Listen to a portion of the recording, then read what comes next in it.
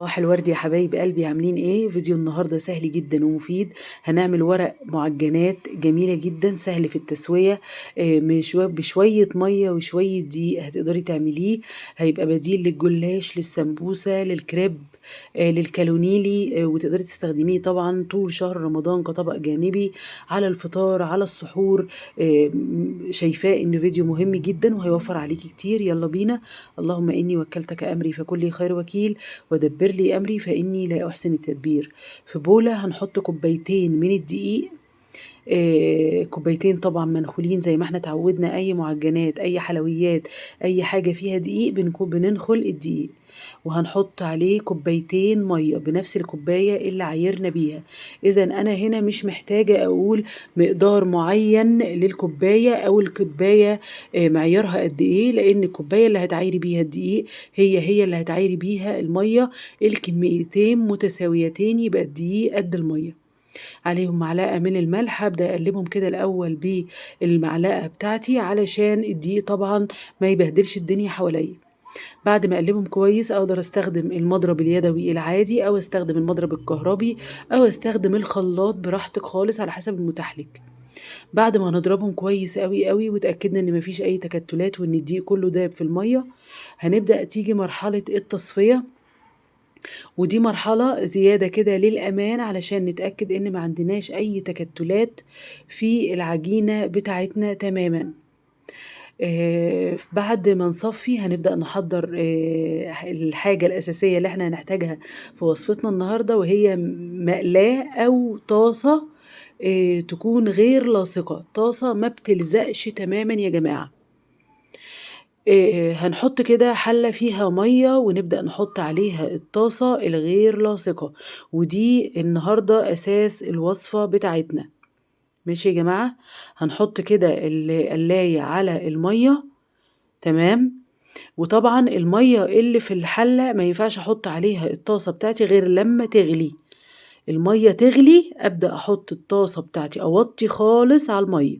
بس هل أوطي لدرجة إن المية ما تغليش بقى؟ لأ، لازم المية تفضل بتغلي على الهادي خالص، لأن البخار اللي طالع من المية اللي بتغلي هو اللي بيسوي العجينة بتاعتنا.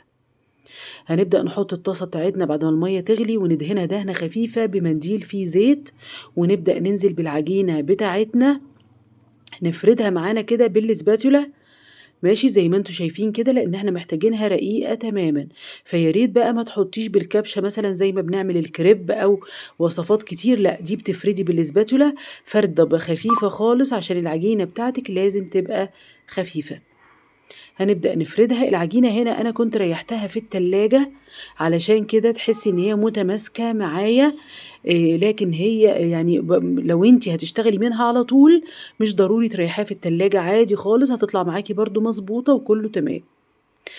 زي ما انتوا شفتوا كده مسحنا بالمنديل عشان حواف الورقة بتاعتنا تطلع كده مظبوطة مدورة مظبوطة. وبعدين هنسيبها شوية، هتبصي تلاقي العجينة بتاعتك بدأت تبقى شفافة كده في الطاسة بتاعتك، إذن هي بدأت تستوي. تبدأي تطلعي كده الحروف بتاعتك عشان تشوفي هي استوت ولا ايه. طبعا حروفك بدأت تطلع اهي كده، نقدر بقى نشيلها من الطاسة بتاعتنا. واحنا بنشيلها من الطاسة ناخد بالنا كويس جدا لانها بتكون رقيقة، فاشيلها بقدر الامكان بايديا الاتنين علشان ما تتقطعش مني. شلت اول ورقة، هبقى محضرة الطبق طبعا اللي بحط فيه الورق اللي انا مطلعاه، دهنة فيه دهنة من الزيت. وبعدين كل ورقة، ما بين كل ورقة والتانية انا بدهن زيت، لان الورق خفيف زي ما انتم شايفينه كده يا جماعة.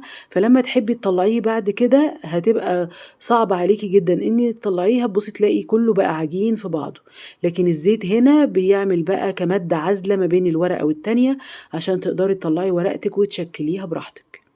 دهنا دهنة الزيت ما بين كل ورقة والتانية، ونبتدي نعمل الخطوة مرة تانية. تدهني برضو دهنة زيت تانية. وعلى فكرة أنا ما كنتش بدهن في كل مرة زيت، يعني ممكن مرتين وبعدين ادهني المرة التالتة. لكن عموما الزيت مش هيضر، إلا طبعا لو حطيتي كمية كبيرة من الزيت، دي مش مطلوبة. ولا ينفع تحطي زيت لا ببخاخة ولا بالإزازة بتاعت الزيت، دهنة خفيفة بالمنديل. حطينا طبعا ورقتنا برضو بالسباتولا، ودي أفضل طريقة للفرد. وبعدين طلعت معاكي بالمنظر ده جميلة، تحفة يا جماعة. خلاص احنا بقى نرجع نحطها طبعا في الطبق بتاعنا وندهن دهنة زيت. هنا انا بمسح برضو القلاية، ممكن يبقى فيها اي شوائب او اي قطعة عجينة تتحرق معاكي او تاخد لون وتبوظ لك القطعة اللي بعديها. دهنا دهنة من الزيت، وبعدين هننزل تاني بالعجين بتاعنا.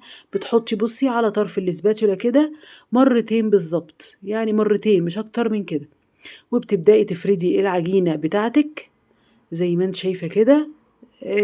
وبعدين تمسحي الحواف بتاعتك علشان تبقى عجينتك كده مدورة ومنتظمة. وبعد كده طبعا زي ما قلتلك اول ما بتلاقي العجينة كده بقت شفافة، معناها ان طبعا لو لقيتي اي قطعة كده مفرغة بتنزلي بالاسباتولا على الحتة دي علشان تمليها، علشان ما تتفتحش منك. تمام. وهنبتدي كده اول ما تبقى شفافة كده في الطاسة بتاعتنا، هنبتدي كده نطلعها بالسباتولا من الجوانب. هتبصي تلاقيها طلعت وتبدأي تشديها بايدك الاتنين لانها بتبقى ضعيفة جدا ورقيقة علشان تطلع معاكي بمنتهى السهولة. ممكن العجينة دي يا جماعة تتفرز في التلاجة، تحطيها في كيس، يا ريت تتحط زي ما هي مدورة، ما حطهاش بقى واتنيها، لانها يا جماعة عجينة طرية قوي، ممكن لما تتنيها يعني طلعيها مثلا تلاقيها مكسرة، تلاقيها اتقطعت منك. فالافضل انك تحطيها زي ما هي دواير كده. هتحطيها في طبق برضو مدور وتغلفيها بورق استرتش، بشنط تلاجة اللي هي الاكياس بتاعت التلاجة دي، وبعدين تدخليها الفريزر، ومنين ما تحتاجيها تطلعيها. بصوا يا جماعه جمالها جميله جدا يا جماعه. بصي يعني طريه، حاجه كده طريه، تتفرد وتتنى معاكي، تتلف باي شكل انت عايزاه. اهم نقطه انك تفردي ما بين كل قطعه والتانيه كميه من الزيت. هبدا اوريكم بقى الاشكال اللي ممكن تتلفي بيها. طبعا كلنا عارفين بس بنحاول نستفيد من بعض. بتعملي بيها سبرينج رولز اللي احنا عارفينه، او ممكن في ناس بتسميه جلاش، مفيش اي مشكلة. بتبدأي تلفيه من على الجوانب كده اهو زي ما احنا خدنا كده جنب صغير، وبعدين تحطي حشوتك وترولي كده. حطي بقى شوكولاتة، تحطي كاستر، تحطي لحمة، تحطي جبن، براحتك خالص. طبعا في ناس بتقلي السبرينج رولز، وفي ناس بتحطه في القلاية الهوائية، وفي ناس بتحطه في الفرن ترصيه كده ويتحمص في الفرن، بيبقى تحفة. دي لفة كمان عاملة زي الساندوتش كده، بتحطيها كده وتحول تبقى شكلها كده مربع، بتاخديها كده من الجوانب وتربعيها بالمنظر ده. جميلة برضو يا جماعة. هنا دي طريقة بقى للسمبوسة، مش هتحتاجي تشتري سمبوسة خالص من بره. طبعا احنا بنجيب العلبة، ما عادش في حاجة رخيصة دلوقتي يا جماعة، فممكن تستبدليها بقى بالورقة دي، بنقطعها من الوسط كده وتبدأي تعمليها مثلثات زي السمبوسة. طبعا السمبوسة احشيها الحشوة المناسبة ليكي، سواء كانت حلوة او حادقة، وتقليها او تحطيها في الاير فراير او تحطيها في الفرن مع دهنة زيت كده من تحت ومن فوق. جميلة جدا يا جماعة. ممكن كمان تبقى بديل للكالونيلي يا جماعة، المكرونة اللي احنا بنحط عليها بشاميل من فوق وبنحشيها مفروم، لو يعني جميلة قوي قوي، وهتوفر معاكي كريب الكالونيلي ما كانش في ناس كتيرة بتحب تعرف تعمله. ممكن كمان يبقى بديل للكريب زي ما انتم شايفين كده، تحشي وتبقى بديل للكريب، بس طبعا هتستخدمي طاسة كبيرة مش طاسة صغيرة زي اللي انا استخدمتها دي.